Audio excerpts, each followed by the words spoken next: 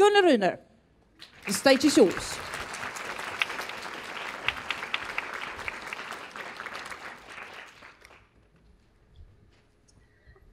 Think of all the different roles you play in your life. At work, as a friend, and perhaps as a parent. Do you want to be average in these roles, mediocre? Or would you rather be great? A great parent, a great friend, and great at your job? I believe that most people want to be great. But I also believe that our entire culture is holding us back. Why? Because we live in a culture that puts most of its focus on the opposite of greatness. A culture that is almost fixated on problems and deficits. We are constantly searching for errors and shortcomings. We report deviations, we analyze our failures, and we try to fix our weaknesses. There's this widespread belief that if we just get rid of something that's bad, things will automatically become great. But that's not the case. If we simply remove a problem, we will only get to zero. Non-bad, non-problem. Okay, but it takes a lot more to get to good. And this can be illustrated with a simple scale, like this, where we have a plus at one end, where everything is exceptionally great, really fantastic, and minus at the other, where things are really, really bad. And in the middle, we have 0, where things are okay. Neither good nor bad, acceptable, average. So imagine that a problem arises, so that we end up a bit against the minus side, somewhere here. And we use traditional problem-solving methods, problem-focused, problem-based development, PB, to try to correct the problem, to analyze what causes it, and then try to get rid of it. What that means is that we only restore things back to 0. Okay. And of course, it's better to be at okay than on the minus side. Absolutely. And if it's a technical problem, we are often okay with just fixing what is broken. But if we want to reach the plus side and be really great, we need other methods. We also need to recognize that even if these problem-based development methods work really well with technical problems, they do not work as well with people, human beings, because we are much more complicated than machines and technology. Most importantly, we have feelings, and we don't particularly like to be seen as problems or failures and to be criticized all the time. Too much problem talk drags us down and kills our energy and motivation.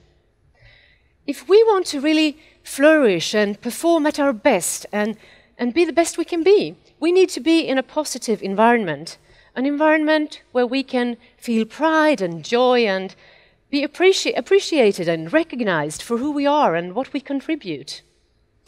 And over the past 20 years, this need has been recognized in research within the fields of both psychology and organizational science. New methods and new knowledge have emerged, methods that can all be called strengths-based. SB for strengths-based. And some examples of strengths-based methods are appreciative inquiry, solution focus, and the whole new field of positive psychology. And these methods don't ignore the problems, they just approach them from a different angle. And they have proven to be able to take us much further towards the plus side. In fact, they are so effective that they've even been called a positive revolution in change. So, let me share with you 3 ideas from these strengths-based methods that will help you start your very own positive revolution. Sound good? Perfect. Okay, so the first idea is called the flip. Flip. While problem-based methods focus on what we don't want, what we want to get rid of, strengths-based methods focus on what we want to achieve. What do we want more of? So they flip the problem into a positive goal. If we don't want the problem, what do we want instead? You can compare this with going to the store to buy food. I'm guessing that you bring a list of what you actually want to get from the store, and not a very long list of all the things you don't want. because that wouldn't be very effective, would it? So that's the flip. The second idea is to look at all the things you already do well. Everything you already do well, and to explore your successes.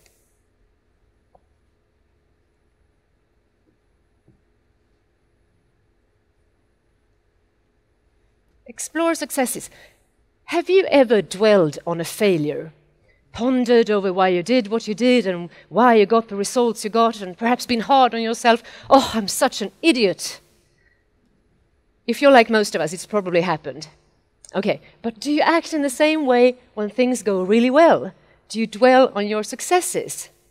Do you lie awake at night and ponder over everything that went so well? Do you show up exhausted at work in the morning and say, oh, I haven't slept a wink last night. I just couldn't stop thinking of all the great things I did yesterday and how they could all turn out so well? Most people don't, which is a shame. We've all been taught that we should learn from our failures and our mistakes, and we forget that we can also learn from what we do well. In fact, studies show that we get even better results if we study and analyze our successes. Because if you just spend lots of time analyzing your failures, what will you learn? You will learn the wrong things. You will only learn what not to do. But what should you do instead to succeed? That's what's important, isn't it? So, focus on your good examples. Every time you're a little extra successful with something, take a moment. Don't just put it aside and, phew, thank goodness I pulled it off. But take a moment and reflect and analyze why it went so well. What did you do that caused the success? And do the same thing at work. Share your success stories in your team. Talk about them, analyze them, and learn from them together. That's the best way to create even more success in the future. Now, let's move on to the third and last idea. And before I even tell you what it is, I would like to ask you to take just a few seconds and think of something that you want to develop in yourself. A personality trait, an ability, anything that you'd like to develop. Take a few seconds.